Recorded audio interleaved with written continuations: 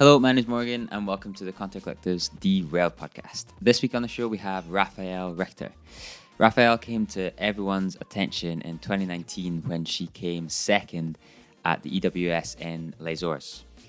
I think that's how you pronounce it. She's had a pretty incredible career so far. She is still a privateer, partly entirely because she's been training as an optometrist throughout all of her racing, or at least the last few years she has. So we talk a little bit about that, about racing as a privateer, her background growing up. She's been racing since she was 5 years old, pretty seriously as well for such a long time, which, you know, kind of explains why she's such an incredible enduro rider now. We chat about her 2020 season, a whole bunch of things. I had a great conversation with her. I think you're going to really enjoy it. If you do, please like, comment, and subscribe. Otherwise, we're going to jump in now to my conversation with Rapha. Really hope you enjoy it, and thanks for watching. Hey, it's Krista here, just editing up the podcast here. Unfortunately, the audio in this one isn't great, so hopefully you can bear with us in this great conversation with Rapha, and we'll be back soon with more good quality ones. So enjoy the conversation, and sorry for the interruption.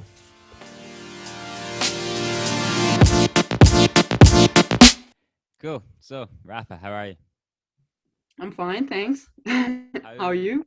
I'm good, thanks. Yeah, I'm looking forward to chatting with you. How's your off season been? Well, I guess it's been pretty good so far. I've been doing my training pretty well. Wasn't sick, so could train all the winter.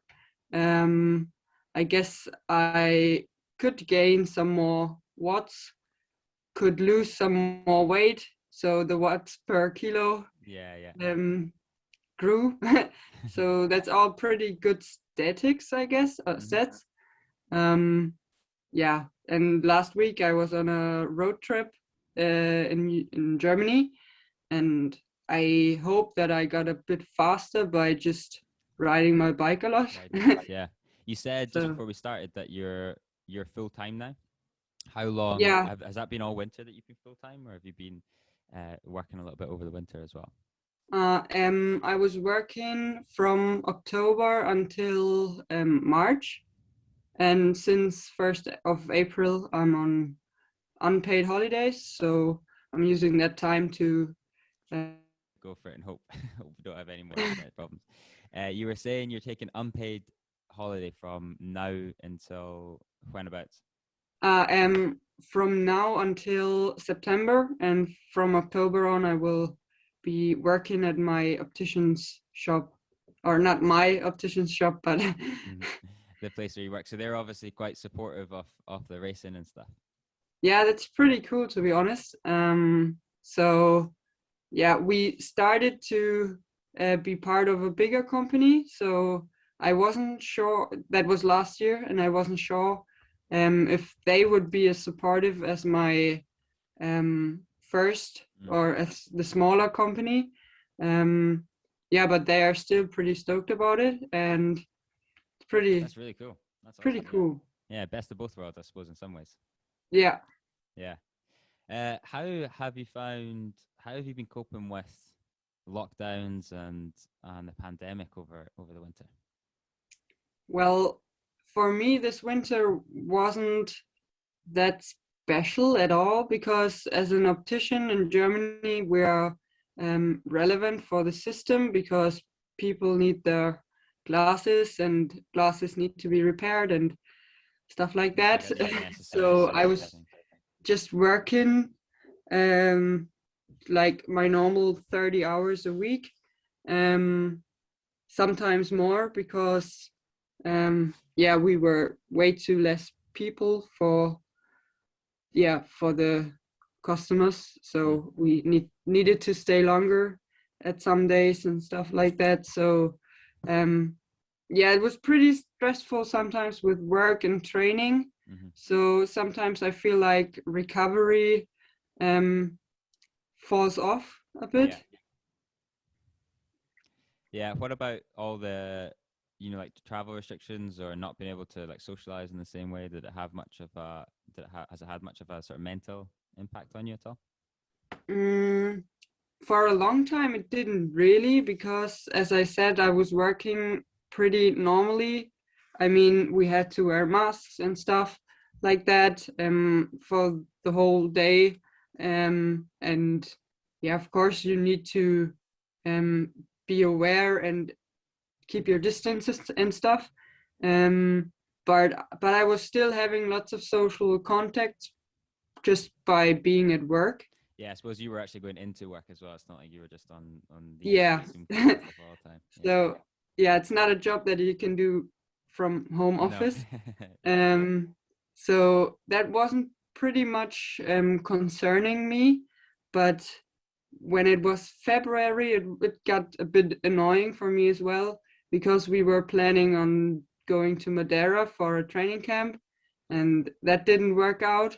So we wanted to do something else as a group, but we weren't able to do that as well.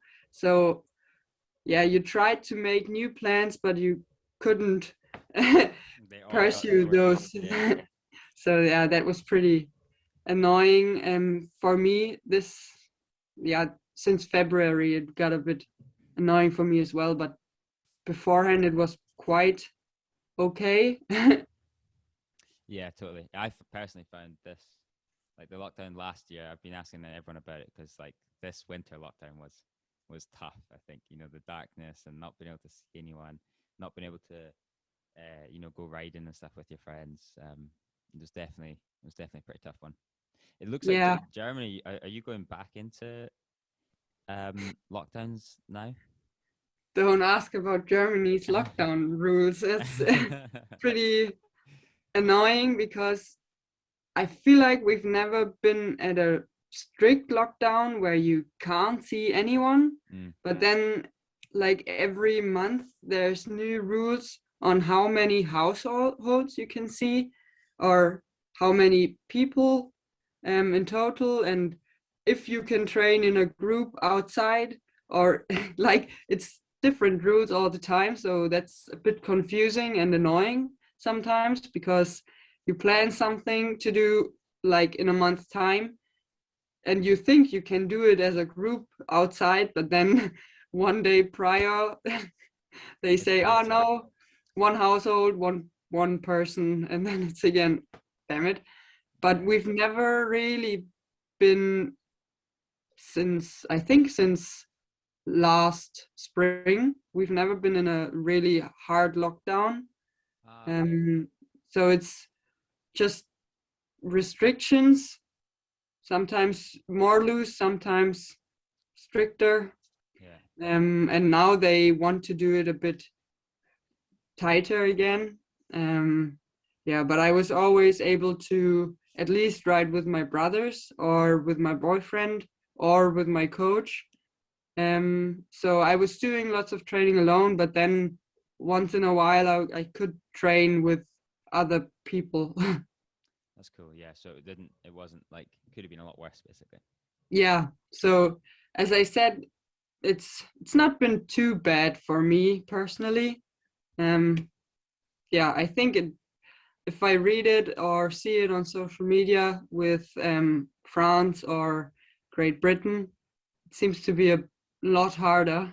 Yeah, our lockdown. It's funny now. I've been so I don't want to go into just sort of European politics, but most of the crisis, it's just been like the UK's just looked awful, all the Yeah. last year, and then suddenly in the last couple of months, it's like, oh, we're actually in the country that's starting to lift restrictions now and actually having like less case numbers and stuff. So Yeah, it's I it's feel been like in continental Europe, they start to tighten everything again, and yeah, yeah, for you it's the other way around. we're allowed to go, and that just at the weekend there actually was the first time that we were able to drive somewhere to go mountain biking, Oh, really? which was great, and like big group and good trails. Like the trails around where I'm from, Edinburgh, are they've been good, and it's been fun. Like for us because we've been riding a lot of the same stuff that we grew up riding. do you know, like, because when you're young, you can't drive, so you just go and build all these little trails, and we've been like reconnecting with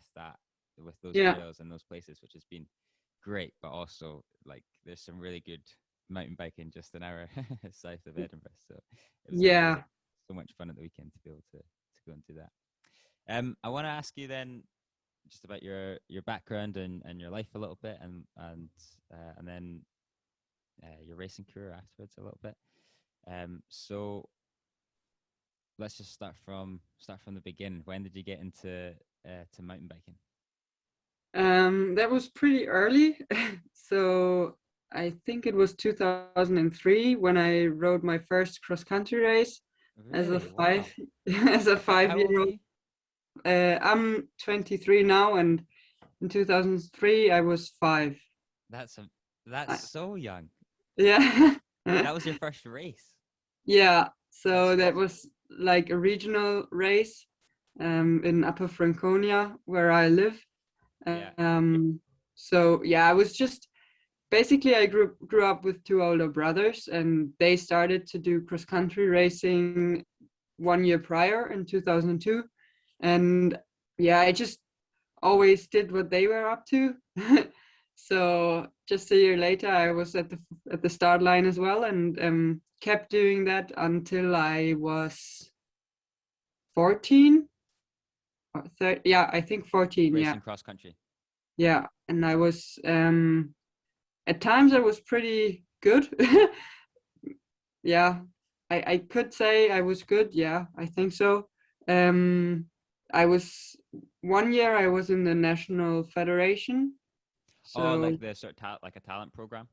yeah, so Okay. it Yeah. was Yeah. Yeah. pretty cool, and I was selected for European Youth Championships in Graz in Austria as well.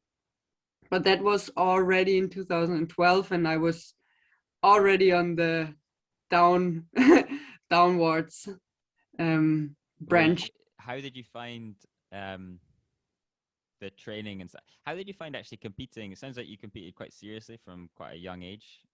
What sort of effect did that have on you? Well, I was just joining the local club from day one, and their training was pretty structured, and we've had our little groups with yeah, same aged people or kids. Yeah, and then you just grow up with it. And um, I mean, my parents have always been pretty supportive, and were going to all the races with my brothers and me. So pretty much we never went into a normal holiday like people did, fly somewhere on an island and Chill out. relax in the sun. Yeah. So we just packed our car and 3 bikes on the roof, everything stuffed in the back, and then we drove to races like that. That was our summer every weekend. Um, Did yeah, you so enjoyed that?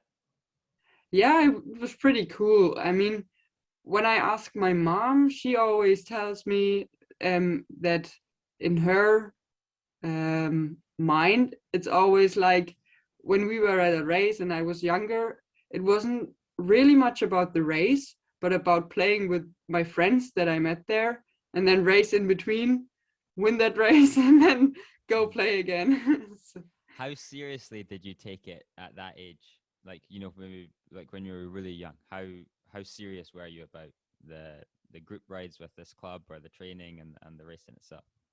so for me, it really got serious when I was, I think, 11, 10 or 11. So that's when you are selected or can get selected for the Bavarian Federation. And then I was in that group. And I was able to not only race regional races, but also race Bavarian races. So it's the bigger The bigger region. um, bigger region. And then it got a bit more serious. And 2 years later, when I was 12, you can race on a national level. And then it got more and more serious. And the maybe cool thing about cross country in that age, when you're under 15, is that we had like a technical competition on Saturday with trials and slalom, and then on Sunday we've had the actual cross country race. And I guess with that background, I got pretty good at the technical stuff, like at trials and slalom. So that I always won those and got worse and worse at the actual cross country races. Why do you think you were getting? So you started off as like winning a lot of these races when you were young, did you say? When you were really young? And then Yeah. it started to around what sort of age did you start to like lose it a little bit with the cross country racing? I think when I was 12. When you were 12. That's so young, Yeah. it's crazy. So Yeah, but why do you think that was? well, it's so many reasons. I would say one was maybe just the age and puberty, because I was always a bit not the tallest girl, but then also in puberty, you're getting, you get boobs and then a butt and get heavier, but not really stronger. So that was my case, at least. So I gained kilo, but not watts. It's funny, yeah. I mean, it's true of both, like, yeah, male and female, like, categories. Like, when you're racing when you're young, it's, sometimes you're racing against, like, when I started racing, some of the people I was racing against were just adults. They were like just big men, Yeah. and they would usually do really well, obviously, when in the younger categories, like people that developed early, certainly for Yeah. downhill, did really well, because but then oftentimes they find it the most difficult, once everyone has kind of developed, they find it really difficult because winning came kind of too easily for them, Yeah. in that like quite formative sort of period. And then when they're an adult, it's like they didn't really learn how to deal with failure so much, or they didn't really learn what they were doing that was right. It's a really interesting Yeah. thing, yeah, to see, like, young racers. Most of the people I think that do really well early don't do as well, don't make that jump into. Some of them obviously do, like some of the best people ever, they're just amazing the whole time. But a lot of the best, like, UK riders in the last, like someone like Laurie Greenland, he was always like, he didn't develop like that early. He was like he was a couple of years younger than me, so I kind of watched him develop, and then suddenly, like, he just became like one of the best guys in the world. Yeah. Yeah, it's Yeah. pretty interesting. And I think for many sports, not just mountain biking, it's hard for like young people who get young adults, because it's just so different. And for me, I was maybe a bit later than the rest, and maybe yeah, it was just my body didn't really adapt to yeah, full not full-time, to professional sports as well as others bodies did. So maybe that's one reason. So I wasn't really putting much watts on the pedal, and that was the problem basically. But then also I found out that I like the technical stuff a lot and more concentrated on that during my training. And so, I mean, yeah, I knew it was hard work to get the watts, so I just focused on the stuff that I had fun with, which was just riding in the woods, downhill, doing trial It stuff. sounds like these races as well were quite a perfect training ground for enduro, with the slalom and stuff on one day, and then the fitness and the endurance on the other day. Do you think they set you up quite well, for your later, like, enduro career? Yeah, I was just talking to this with my coach the other day, because I just found out in 2000 and let me think. In 2012, I raced my first enduro race when I was 14, and I was there. I didn't expect what would happen, and yeah, it was just like it was made for me. Like, it was just so much more relaxed, but then on the stages you just go all out, and it's more downhilly and technical, and the uphills aren't just timed, which was really nice.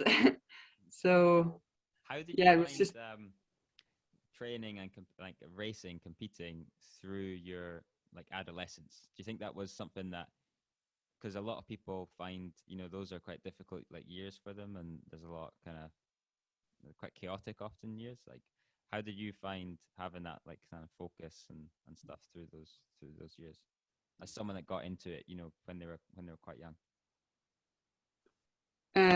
sorry, I just didn't hear one part of the question. Sorry, I was saying, like, how did you find competing? Did it what difference did it make you to you growing up, like through your teenage years? Well, I'd say with all the competitions in mind, when I got older, like when you're getting 15 or 16 and all your classmates are going to local parties and stuff, sometimes I was going with them, but it's always been like with a, yeah, I don't know, didn't really enjoy it because I knew, tomorrow I have to train and probably it won't be good. So you get a bit more structured, I'd say, and a bit more, or you, for me, it was like that at least. So I wouldn't say I'm tight, but yeah, you just get more serious with your body, and yeah, I just don't want the risk to, you know, have a cool night, but then the next day is totally, yeah, Yeah, just totally. Yeah, ruined. kind of kept you out of trouble, basically. Yeah, Yeah. So you started racing enduro when you were 14. yeah. And then were you racing like pretty continually? Because I know you had like a little bit of a break. You know, you did as an under 21, you did ridiculously well. It looks like both years. You did, how many years did you race under 21 I think in the enduro two, world yeah, series? 2 years. two, So and did you won it your second year, right? yeah. Did you? How did you get on your first year? Um, during the first year, let me think. That was 2015, and I think I only raced in Scotland, Oh, and I really? won that round. So that was my first Enduro World Series race, and I think I did pretty well. And I can remember that it was 2 race days, and after the first race day, I was always comparing my time with the elite women. And after the first day, I was sitting in 6th overall. Wow. But then the second day, there was a pretty paddly stage. So that ruined my overall result. So I would have been 10th, I think, in the elite women's. Wow. And that was my only EWS race in 2015 and in my first year under 21. And in the second year, I raced 4 EWS races, won 2 and got second at 2 rounds. And with the under 21, the poor thing is, I'd say, especially for the girls, that it's just not many girls racing, and most of the girls are Europeans. So I only did the European rounds, and so it was more like not a Enduro World Series, but Yeah. an Enduro European Series. Did you win the overall though that second year? Yeah, because Because of what there you're saying. actually weren't many girls racing in the US. So you partly because you just like you obviously did well at every round, but because you were doing the most rounds as well. Yeah. And then did you not that you took a break from racing? Yeah, in 2017, I was joining the elite category, just because I wanted to, because technically I could have raced under 21 as well. But I thought, why should I? If I know that my goal is to be competitive at the elites. And there I raced in Madeira, Ireland, and I tried to race in Millau, and Madeira was pretty good actually. I got 10th. Ireland was even better. I got 6th there.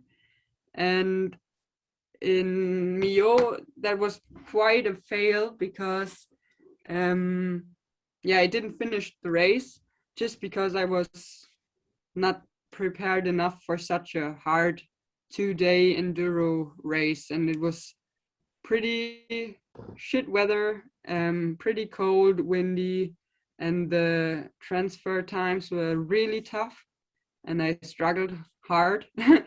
So I just pulled the plug and said I won't finish, and that was a pretty heartbreaking moment, because that's a tough pill to swallow, to accept that you can't finish a race just because you're not fit enough. So after that, I just needed a little break from EWS racing, and needed to find out if I wanted to race professionally, and needed to learn that it's a lot of work if you want to be a professional, and that it's hard work and it's not always fun, and that you need to train actually hard. Do you think that was, I mentioned like people who success kind of comes easy to as a young person, and then sometimes they forget how hard they actually had to work to be that good. So do you think you would put yourself in that category a little bit? Yeah, it just hit my face pretty hard, that fact. Yeah. So I just, as I told you, I just needed to hit the reset button and find out what I wanted to do, and also kind of find or refine the love for the sport. And yeah, that's what happened in 2018 when I didn't compete at a single EWS race.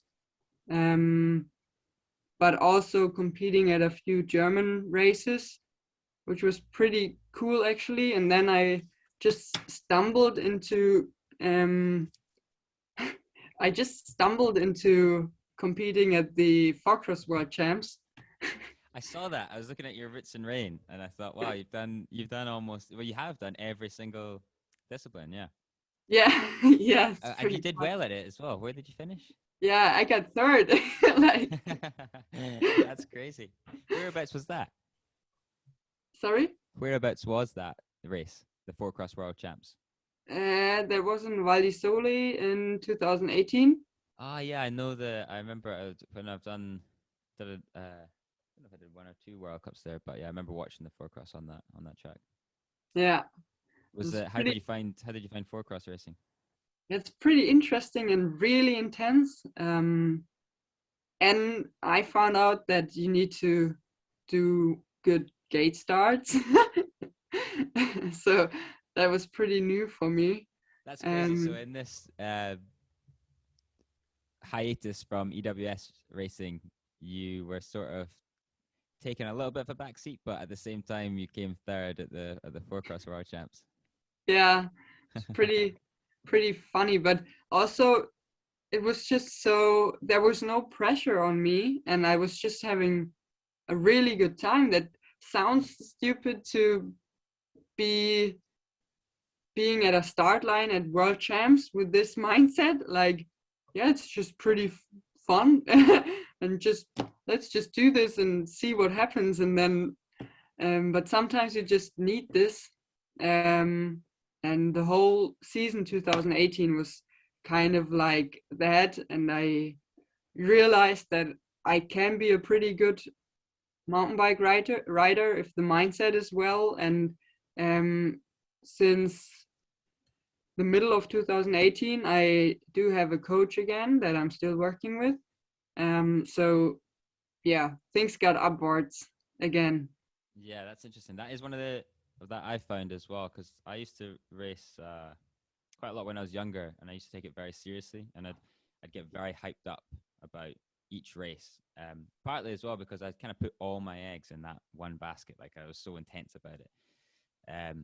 And then whenever I've raced since, I've done better. I mean, I'm still riding and stuff, but the actual racing itself, it's so much easier to be, like you can't be too up here with it, because it doesn't really work. You have to kind of have this. It's weird because you do take it very seriously and do all that, but then on the actual race day, you have to kind of be able to relax yourself a little bit. Yeah. How do you do that? How do you approach racing like in 2018, and how did that differ from how you were approaching it in the years before?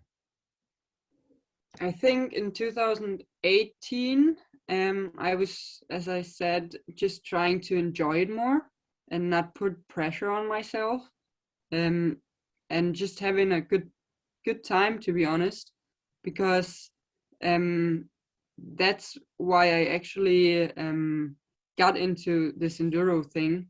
Because at my first race, I just really enjoyed to ride all the transfers with my brothers and my friends, and then do the stage and go all out.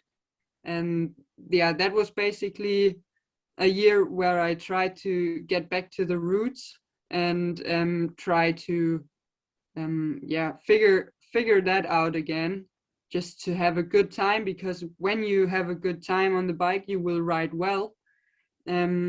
So you always need to find out how to be competitive but still enjoy yourself while riding.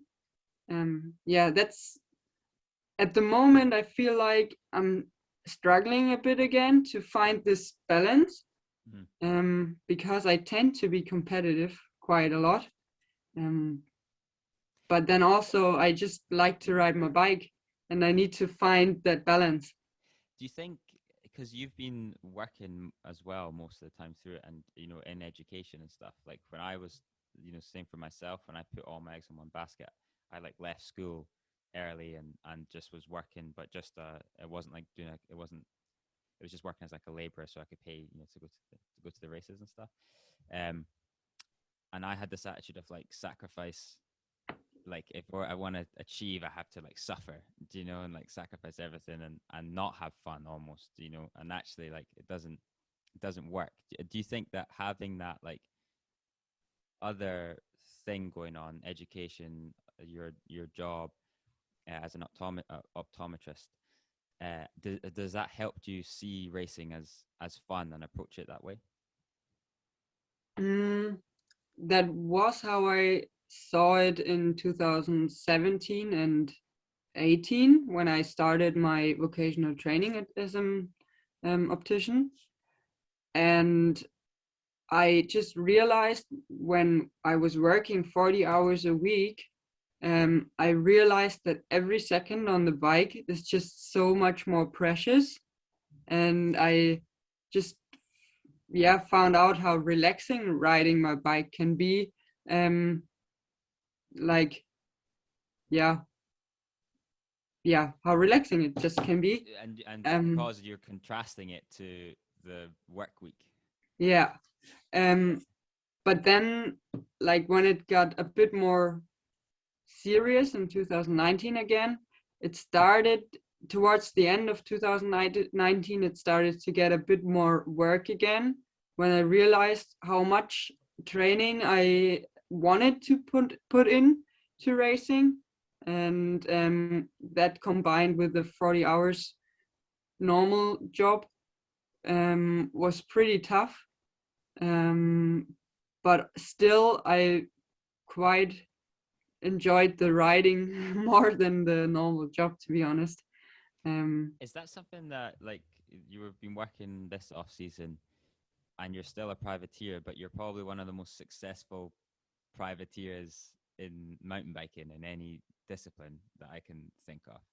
Have you had any offers from teams, or are you choosing to sort of be a privateer? After 2019, when I had 2 podiums at the EWS, at the only 2 EWS that I competed in, I got 2 or 3 offers for teams, but I needed to reject them.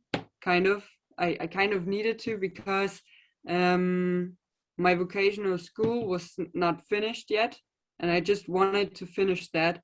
And I told them I'm really honored, but there's still the school stuff that I want to finish first.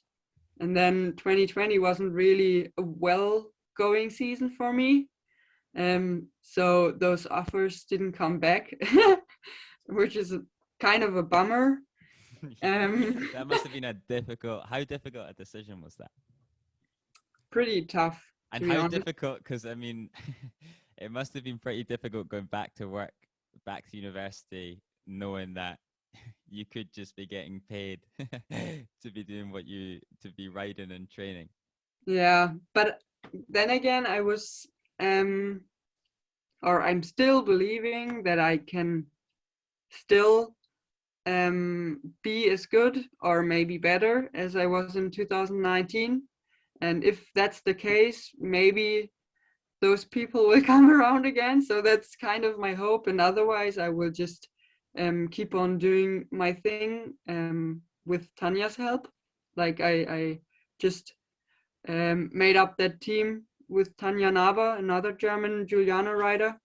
And so let's see how 2021 will be, and then just make our decisions every No year doubt. after year, I guess. Definitely think they'll be back on the table at the end of this year.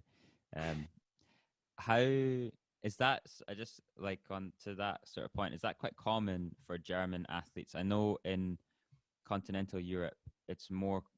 It seems like the UK. It seems like anyone that's really good at sport at a young age, that most people that I can think of, like leave school, don't go to university, like that's what they're gonna do is sport. I think the culture, it seems a bit different, and certainly in Germany, like that's less common.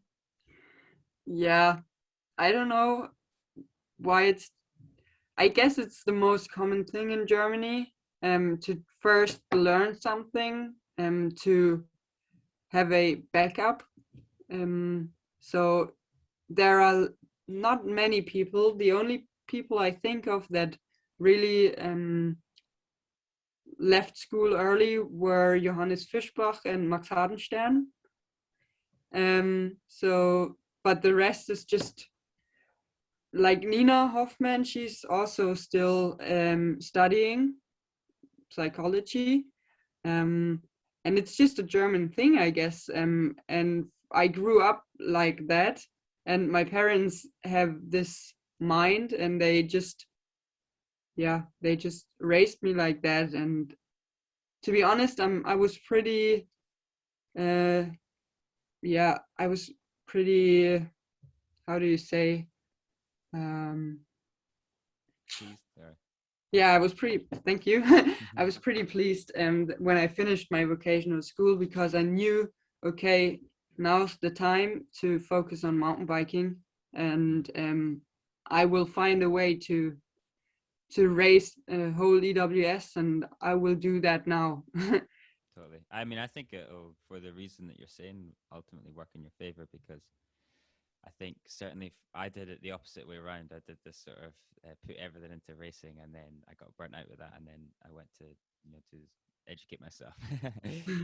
But I think having that, knowing that you have that in the background, and even just it helps create that balance that you were talking about, is like this perfect balance of enjoying it for what it is, because it's really good fun. It's a lot. It's being out there racing your bike is really good fun, and it's easier to have that perspective, I think, if you know what the normal like work week is like, or working really, being in the library or something all the time, or whatever. Yeah, and I think every professional athlete should see it as a privilege, and that's what I am doing this summer. Totally. And I think some professional athletes can say it's a privilege, and they know that it sort of is, but they don't actually know what, not that like work is good, and people love it, and there's education as well as like can be fun and really rewarding and whatever else, but but like you don't have that perspective of just how much fun racing and stuff for a living is, unless you've done the alternative. Yeah. And sometimes racing can really, stress your brain a lot, like it did for me last year. But then again, you should also see everything around it. So you can travel the world, see really, really cool places, have a good time with people. And then sometimes races aren't as planned, or a whole season isn't as planned. But then again, you need to enjoy the little things about it and try to learn from that, and still see it as a privilege, not only the racing perspective, but also everything around it, to see stunning places on Earth. Yeah, yeah, you're absolutely right. Yeah, it does helps put you in that perfect balance to actually perform. What happened last year then? How was last season for you? Obviously a strange one for everyone, Yeah. regardless. But how did the actual EWS season go? Well, let's start in 2019. After a pretty good season, I was doing my off-season break after the last race, for about 4 weeks. Didn't really train properly, and just rode my bike when I just wanted to, put the reset button again. And then at my first ride out, like proper ride out, that was standing in the training plan, in the schedule, I was riding with my brother at home and dislocated my shoulder pretty badly. And I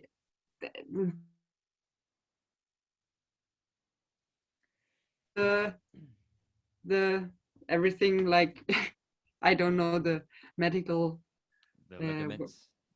yeah. Yeah. And then there was also a tendon that was ripped, or yeah. And then It's quite a so in the complicated hospital, recovery, basically, was it? yeah, in the hospital they thought it was back inside, but it wasn't. So I was running around with a dislocated shoulder for nearly 3 days, and with a ripped tendon, and that was annoying and hurtful. And then I basically was out and not being able to ride my bike or train for 3 months, which was bad, and was putting me in a pretty stressed mind. And yeah, I was a bit emotional because when I first rode my bike again in February, I just thought I couldn't ride anymore, and I didn't dare to do anything. Just rode like a 12-year-old again. It's funny how, because I dislocated my shoulder actually in the autumn. Before that, I'd went to the US and then didn't really ride much for like a year or two for whatever reason. And it's like getting back into, I hadn't experienced it really before because I'd just done it so much, like in the lead up before that, and I was riding so well and just kind of taking it for granted. And then I had these breaks, and it was like one, and what I maybe, unlike you were taking it easy. I've got this like stupid thing where I was like, I can take the same risks that I was before, and then I just kept on hurting myself, and then it was like starting from square one again. And then just eventually in the last sort of 6 months, I've like just gone through that sort of painstaking process of just putting the time in, and sort of slowly getting back up to speed. But it's surprising how long it can take. All those, because do you know, like, is that what it was like when you dislocated your shoulder last year? It took, how long did it take you to actually feel, good again on the bike? To be honest, this October maybe. Really? Like, it was a pretty tough season because I've just struggled mentally and didn't really trust my skills anymore. Yeah. And then I was riding pretty crampy, and just wasn't smooth. Sometimes you're just having a good time on your bike, you're flowy, and you know what you're doing, and actually you don't really think, you just do everything, like it's just an instinct. and that didn't happen last year, and I was just like a robot on my bike, and that was pretty annoying, and I put myself under a lot of pressure because I knew I can do better, and I just didn't find that switch off in my brain to just not think anymore and just ride. And be confident. And yeah, Yeah, so that's what seems to take the that it's funny how it's like this magic ingredient, because you have the skills and you've proved it to yourself before, but having the confidence to like push into the corners and to not be thinking about crashing or your injury is just does take time. Yeah, and for me that was my first proper my first proper injury, so that I needed to learn that as well. And at one point I put myself under a lot of pressure, but then on the other hand, I always thought, well, I'm not the first one who got injured. Just don't be a beep. Yeah, that's interesting. So you think, and you are right, like the next time you do it, because that's kind of, I actually used to, it was the opposite. I used to get injured all the time. So I kind of knew the process of getting back. And I knew, that I certainly know now that like, okay, like it's going to take a few months. I kind of think it's like 3 or 4 months to feel like confident on the bike again. And you just have to not beat yourself up about, because that just like makes the problem worse, I suppose, doesn't it? Beating yourself up that you're not riding well enough. Yeah, that was exactly the problem. What then the year before that? One of my questions here is like, what are some of your favorite memories from racing in your career so far? Yeah, well, probably it's been the whole week in Les Orres. When at the end I got second at the EWS race in the elites, and I even won 2 stages, which was just so insane because, like, as I told you before, my last EWS race was in Millau 2017, and it's been 1.5 years that I didn't race at an EWS, and I just went there with the approach to be able to pull off a top 10 result, and maybe a top 5, but that was kind of more like a dream for me. If I could do a top 5, I would have been I probably would have would have had an even party like as I was second. So that whole weekend or week was pretty interesting and pretty cool because at the first training day I struggled a bit. Second training day was good, and then after the first race day I didn't check the results or the live timing during the race, and then I was in the finish line, and Ines Thoma came up to me and said, "Yeah, congrats on your day," and I'm like, "Sorry." And then she told me that I was sitting in second and that I won a stage, and I was like, "Okay, sick." Did you still have stages to go at that point when she told you that? Yeah, it was after the first race day, and second race day was still on.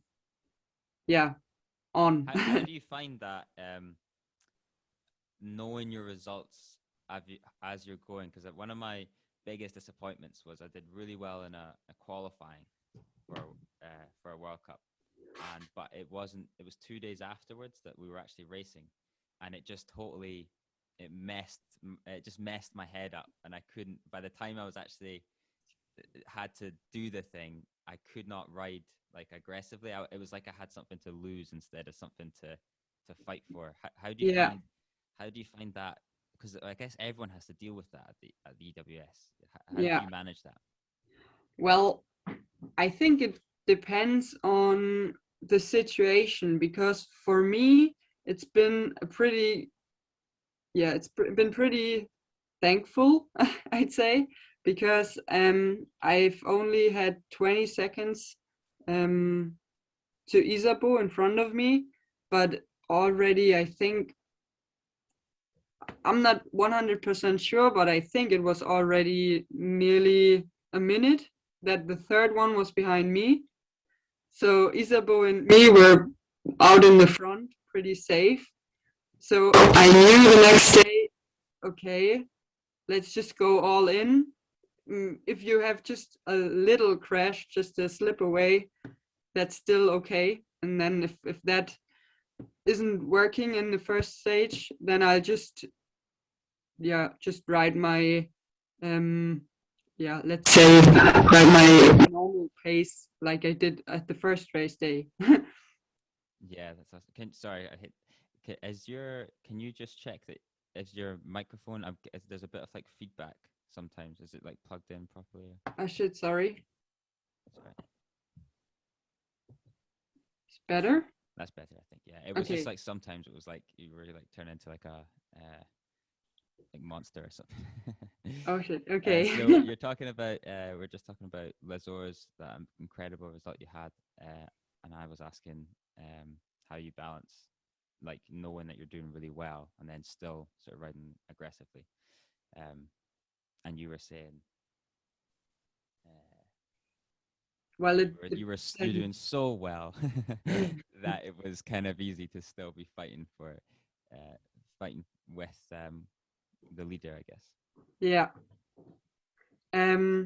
Yeah, and then again, as I said, it depends on the situation that you're in 2019 in Les Orres, I was in a good situation and I knew, okay, I can try to push.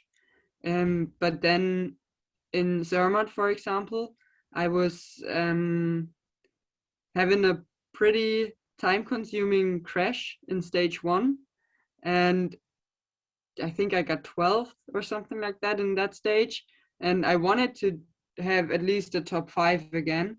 So that was a different story than in Les Orres.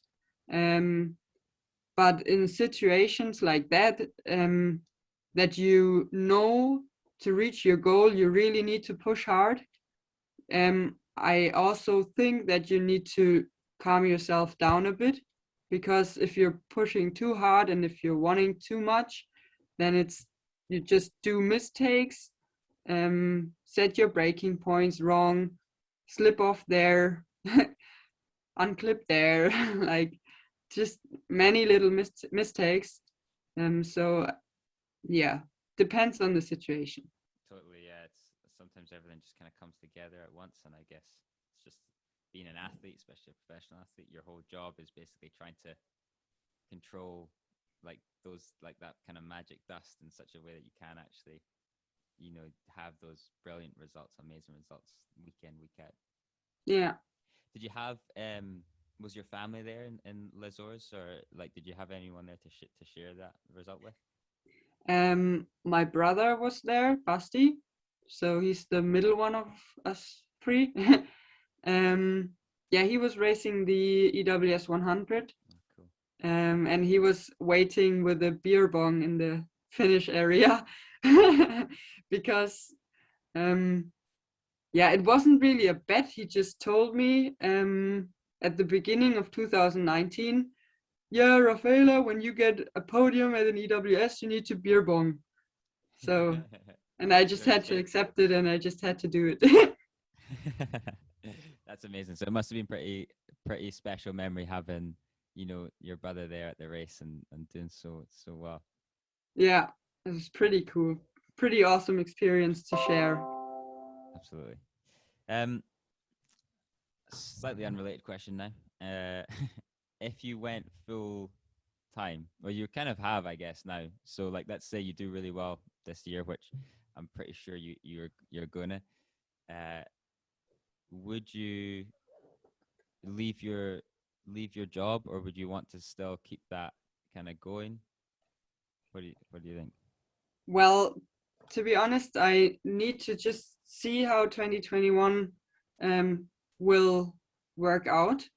If I can reach my goals, and then I guess the next winter I will still be working, because I'm a person, I don't want to, well, that it's not really set in the deal, but sorry, I need to plug my laptop. Sorry, I lost my. I'm asking you if you do manage to get a contract. I'm just kind of interested to know if you would want to leave your job as an optometrist. I think one day I will. Probably I won't for the next winter, but if my plans are getting real, I hopefully will work next winter and then be a full-time professional for a whole year or longer.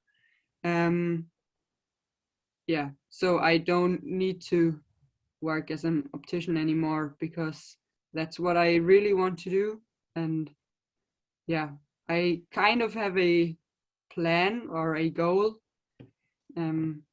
Yeah, but then again, I want to work during this winter because I feel like I just should do that because my company gave me this unpaid holiday, and it would be mean if I was like, okay, like instead of returning to work in October, saying I won't come anymore, that would be pretty mean, and I don't want to be like that.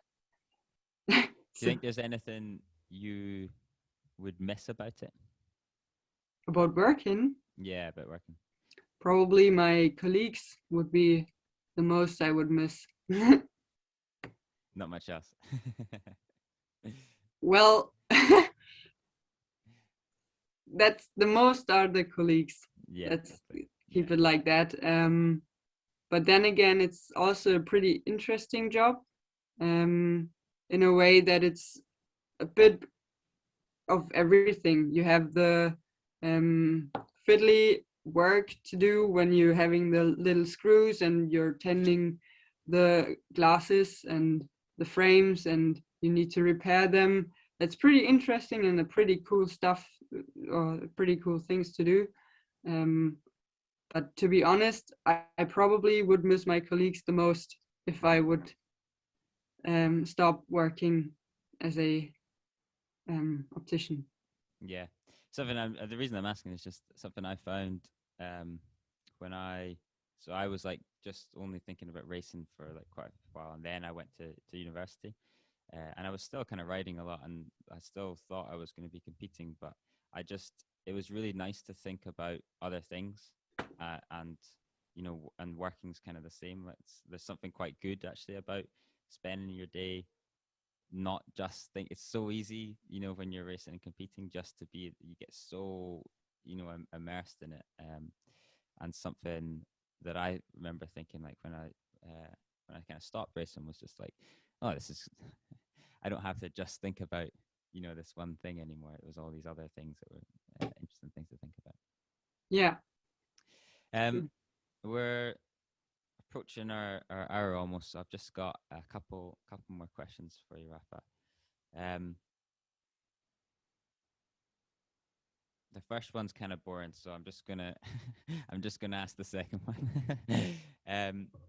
What advice would you give to your younger self?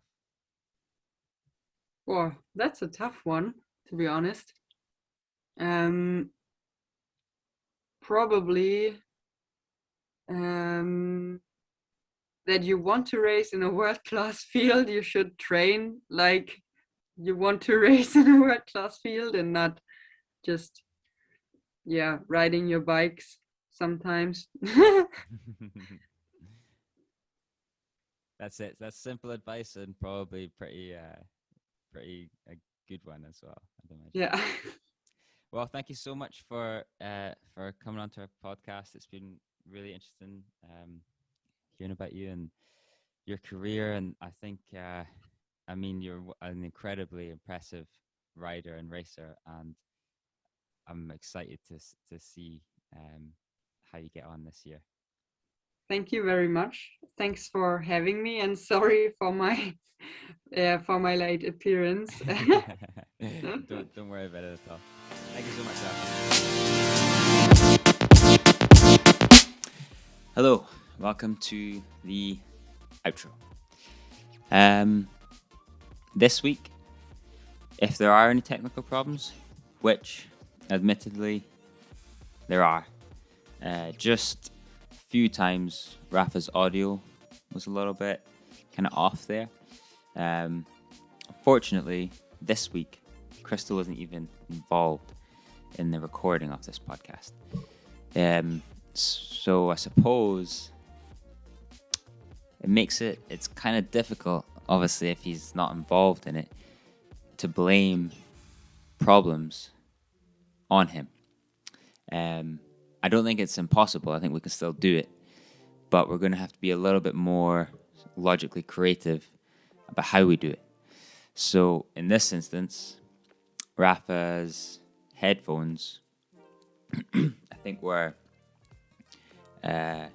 not fully plugged in, so there's a bit of interference, just 3 or 4 times. So you could say, well, that was Rapha's fault. She should have plugged her headphones in. Or you could also say, Morgan, that was your fault. You should have made clear to Rapha when the podcast started that she, should have her headphones plugged in, which would be probably more reasonable. Or, and this is my preferred option, we could say Crystal should have been in touch with Rapha beforehand to tell her, as chief sort of technical and recording officer at the Content Collective, which I don't think he is officially, but certainly I think you'd agree it's a sort of unwritten title that he has, that as chief technical and recording, let's call it director, give him a little bit more kind of status in the role, a little bit more responsibility, he should have made sure that her recording setup was perfect before I did my job, which is kind of just host, conversational person, that everything was good to go. So seems kind of obvious to me where the buck lies. I'll let you decide for yourselves. Once you've decided, please like, comment, and subscribe afterwards. That would be greatly appreciated. Otherwise, only other thing to say is we are going to now take a little bit of a break from the Derailed series, probably just for 2 or 3 weeks, and then we'll be back with a bunch of the Derailed Trail series afterwards. So a little bit of a break at the moment, and then plenty more lined up in the future. So thank you everyone so much that's been following us and been watching the Derailed stuff so far. We'll call this season 1. Maybe officially, maybe it'll just be me that calls it season 1. But season 1 of the Derailed series has been great, and we really, really appreciate everyone's support and everyone who's been tuning in. So thank you so much. We'll be back in a few weeks. Sorry about Crystal's technical problem in that one, but thanks for bearing with us. So thanks again, and see you in a few weeks.